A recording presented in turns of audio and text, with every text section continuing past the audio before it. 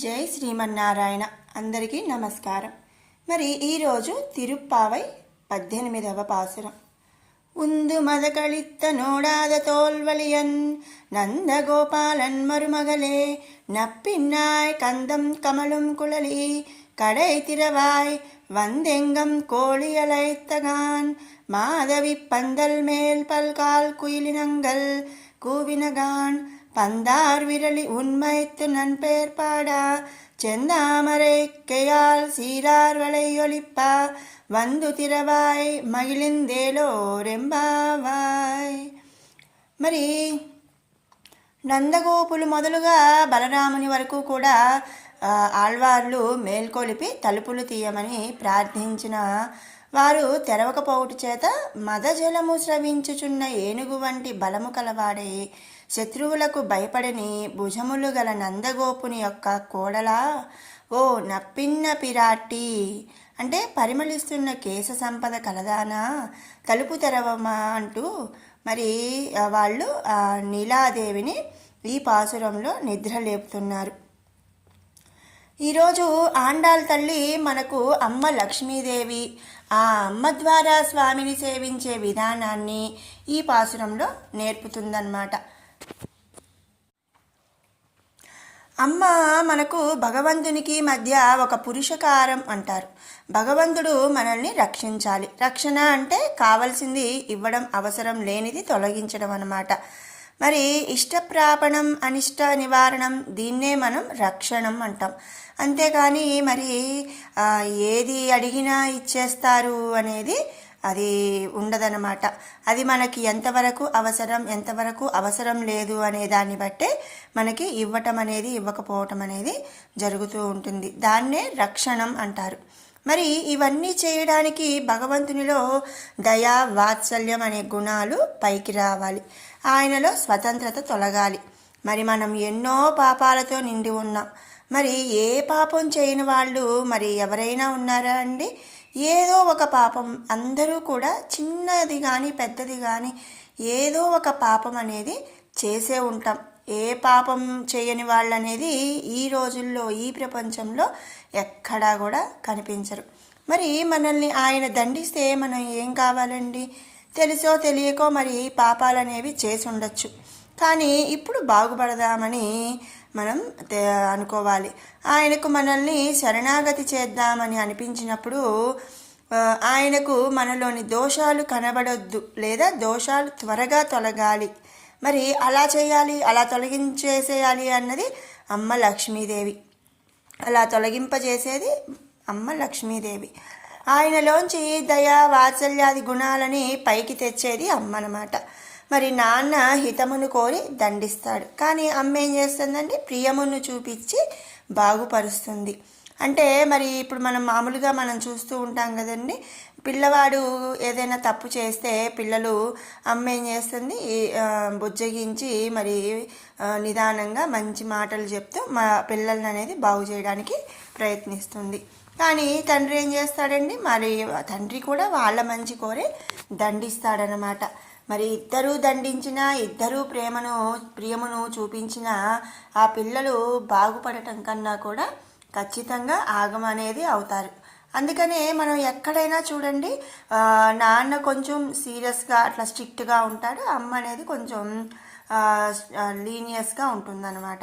మరి అలా వ్యవహరిస్తుంది. అందుకే ఆమెను స్త్రీ అంటారు. ఈ జీవుడికి, ఆ భగవంతుడికి మధ్యవర్తిగా ఆ అమ్మ లక్ష్మీదేవి వ్యవహరిస్తుంది. అందుకని ఆమెని మనం స్త్రీ అంటారు. లోకంలో పురుషుడిలో నామరూపాలు లేని జీవవర్గానికి నామరూపాలు ఇచ్చేదే ఈ స్త్రీ అన్నమాట. అందుకే ఆవిడ వల్ల ఆ వ్యక్తి సంతానవంతుడవుతాడు. అప్పుడు వాడు ఒక పూర్ణుడు అయ్యాడని అనుకోవచ్చు. మరి అదే జగత్కారణమైన భగవంతునిలో ఉండే జీవరాశినంతా కూడా పైకి వెలువరించి మరి పైకి ఈవేళ మనం చూసేట్టుగా తీర్చిదిద్దేది లక్ష్మీదేవి అన్నమాట. మరి ఏం చేస్తుందండి ఆవిడ? మరి ఏంటి అనేది అంటే, ఒకనాడు మనం నామరూపాలు లేకుండా కర్మభారాలు మోసుకుంటూ తిరిగేవాళ్ళం. ఈ కర్మ అనేది మనల్ని అంటిపెట్టుకునే ఉంటుంది. మరి ప్రళయకాలంలో కూడా అది తొలగాలి అంటే మనకు శరీరం కావాలి. మరి ఆ శరీరం కావాలంటే ఆయన అనుగ్రహించాలి.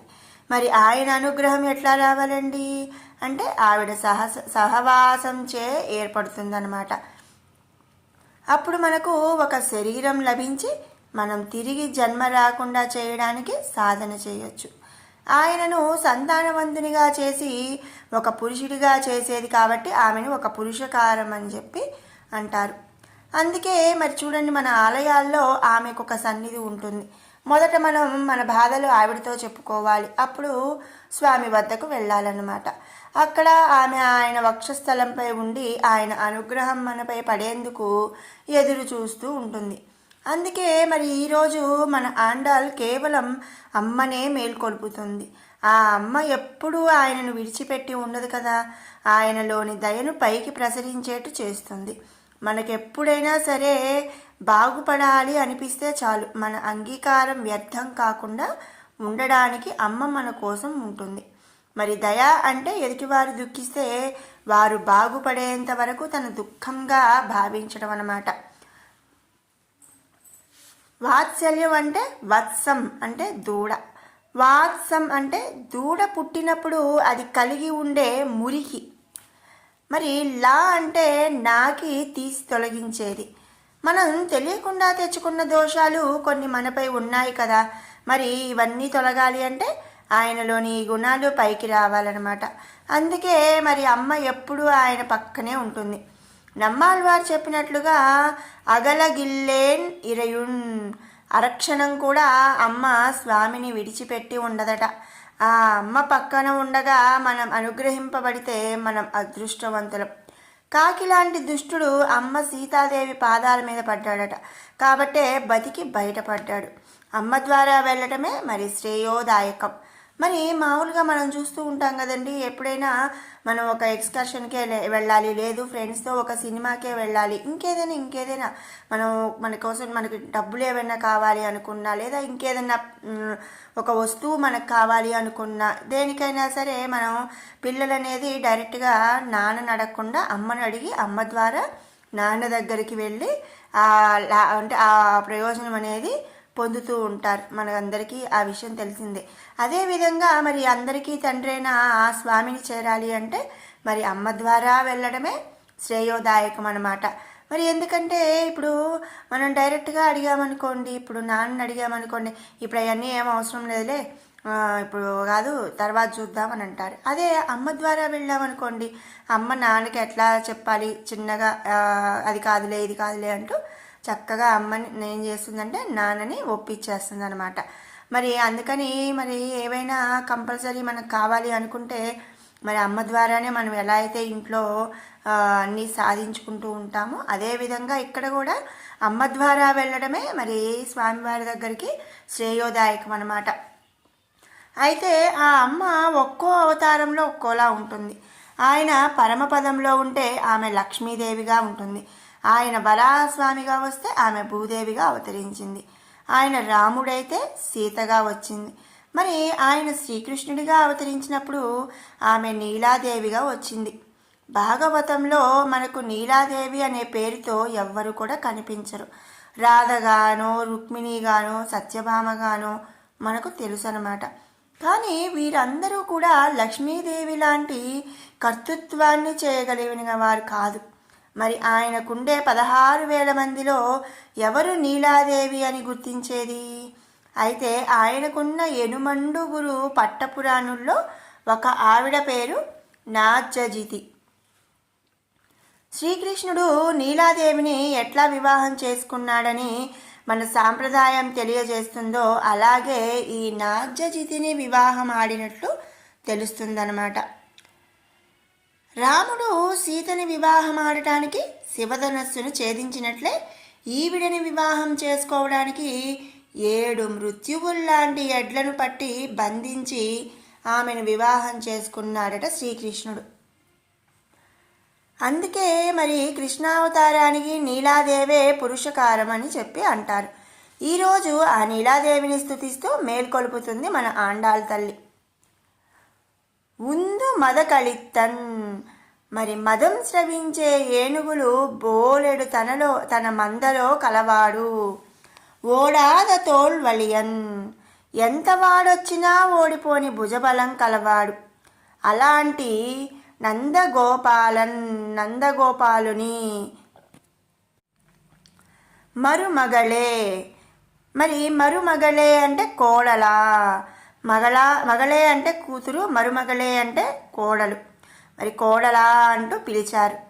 సీతాదేవి తన గురించి చెప్పేటప్పుడు దశరథుడి కోడలిగానే పరిచయం చేసుకుంటుంది. అట్లానే మన వాళ్ళు నీలాదేవిని నందగోపాలుని కోడలిగా పరిచయం చేస్తున్నారు. ఆవిడ లేవలేదు. నప్పిన్నాయ్, ఓ సమగ్రమైన సౌందర్య రాశి అంటూ ఆవిడను మళ్ళీ పిలిచారు. మరి ఇక్కడ చూడండి, ముందు నందగోపాలుని కోడలా అని పిలిచారు, లేవలేదు.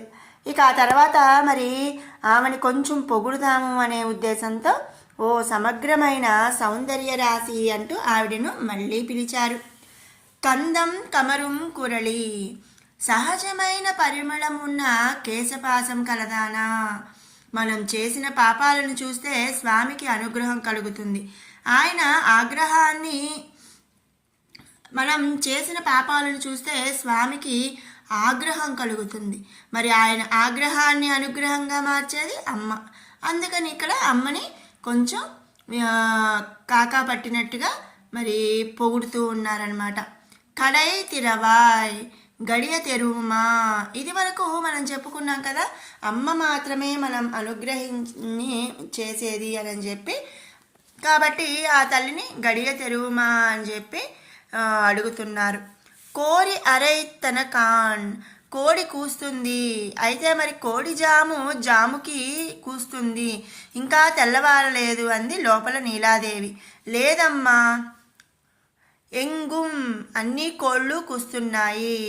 వంద్, తిరుగుతూ కూస్తున్నాయి. ఇవి జాము కోడి అరుపు కాదు అని చెప్పింది.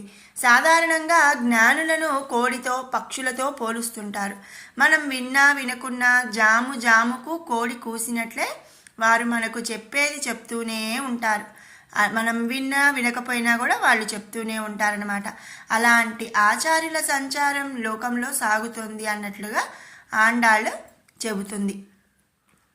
నీలాదేవి అందంగా పాడగలదట. కోకిలలు కూడా ఈవిడ దగ్గరకు వస్తాయట పాటలు నేర్చుకోవడానికి. మాధవి పందల్ మేల్, మాధవిలత ప్రాకిన పందిరి మీద పల్గాల్ అనేక సార్లు, కుయిల్ ఇనంగల్ కోకిళ్ళ గుంపులు, కూవినకాన్ కూస్తున్నాయి. మరి బహుశా రాత్రి స్వామి అమ్మ ఇద్దరు బంతి ఆట ఆడినట్లు ఉన్నారు. పందార్ విరలి, బంతి చేతులలో కలదానా. ఇక్కడ ఇంకో అర్థం తీసుకోవచ్చండి. మరి భూమి లాంటి వేల లక్షల గోళాలను కలిపితే ఒక అండం అంటారు. అలాంటి అండాలను కలిపితే అది బ్రహ్మాండం.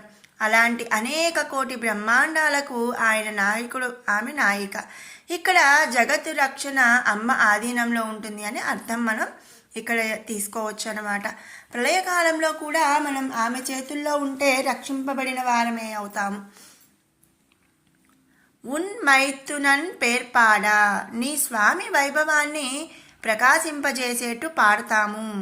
సెందామరైక్కయాల్, నీ యొక్క దివ్యమైన తామరల వలె ఉన్న సుందరమైన హస్తాలతో. మరి చూడండి ఇక్కడ, నీ దివ్యమైన తామరల వలె ఉన్న సుందరమైన హస్తాలతో అంటే నీ అందమైన చేతులతో నాకు ఒక గ్లాస్ మంచినీళ్ళదే అమ్మా, లేకపోతే నీ బుజ్జి చేతులతో నాకు ఆ పని చేసి పెట్టమ్మా అని ఎలా అయితే మరి మనం అంటూ ఉంటాం కదండి మన పిల్లల్ని కానీ, మరి మన అమ్మని మనం ఏదైనా కావాలి అనుకున్నప్పుడు అట్లా మనం పొగుడుతూ ఉంటాం కదా. అట్లాగే ఇక్కడ ఆ ఆండాళ్ళు ఆ తల్లిని నీ సుందరమైన హస్తాలతో అని చెప్పి పొగుడుతున్నారనమాట. సీరార్ వళై ఒలిప్ప, నీ ఆ అందమైన గాజుల సవ్వడి మాకు సోకుతుండగా. మగిరింద్, అమ్మా నీ పిల్లలం మేమంతా అనే ప్రేమతో ఆనందంతో. వందు తిరవాయ్, నీవు లేచి మా దాకా వచ్చి తలుపు తెరవాలి అంటూ నీలాదేవి అమ్మని మరి ఆండాలమ్మ లేపుతుందన్నమాట. మరి ఈ పాసురంలో ఆండాల్ అలాగే ఆచార్యులు వాళ్ళు ఆ నీలాదేవిని ఎంత చక్కగా నిద్ర లేపుతున్నారు కదండి. మరి ఈ వీడియో మీకు నచ్చినట్టయితే లైక్ చేయండి, షేర్ చేయండి. అలాగే మరిన్ని అప్డేట్స్ కోసం మన ఛానల్ని సబ్స్క్రైబ్ చేసుకోండి. రేపు 19వ పాసురంతో మళ్ళీ కలుసు